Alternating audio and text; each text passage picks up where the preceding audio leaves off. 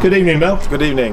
Mel, 2 hard-earned draws recently, and you commented on Burgess Hill at the weekend post-match. So, turning to Tuesday, the visit of Billericay Town, complete with the newly appointed Danny Scopes. How did you feel the evening went?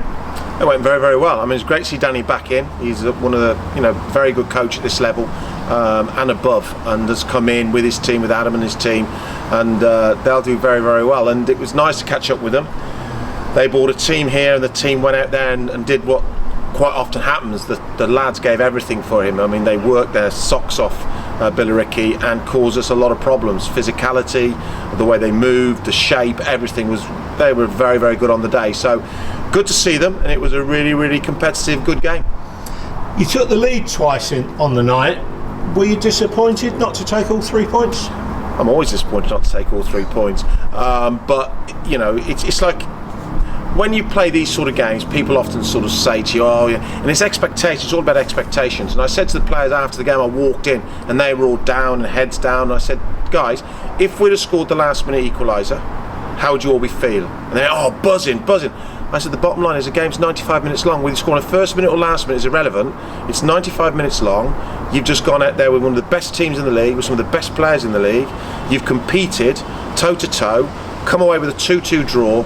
Do not be disappointed under any circumstance. So yes, would I have liked all 3? Yes, when you score late on, you hope to get all 3. But they've got real quality, and the goal they scored to get back to 2-2 was fantastic. So all credit to them for getting back to 2-2, and what a great game.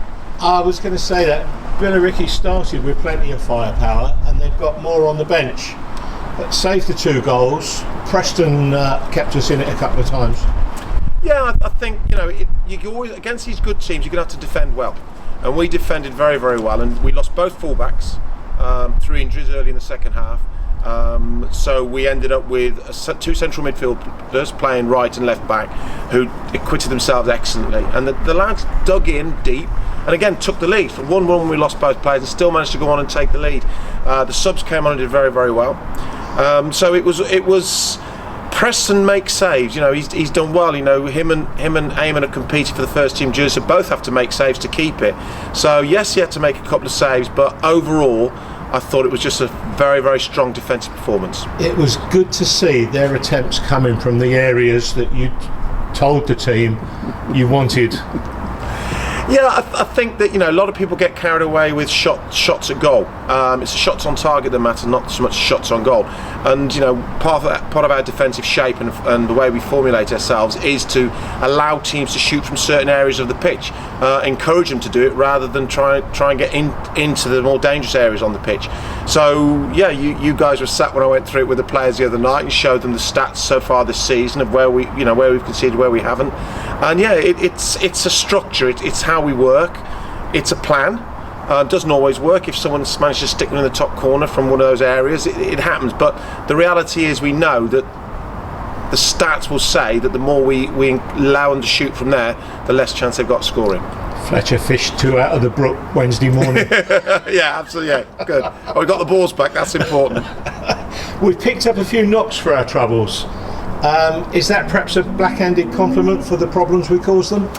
I think that they came out, they got a new manager, and I think as a team and as a group of players, they really, really got stuck in. And I'm not going to criticise them at all, because I thought they used their bodies very, very well. They competed, and all fairness to the referee, he allowed a lot to go both ways. So it was a bit of an old school game. It was a very, very competitive game, and all credit to them and their players. They put a real performance in, and hence why our performance was so good, because we were up against a very good team, very motivated. Their players gave everything for their manager today. On Tuesday, gave everything they could, as did mine.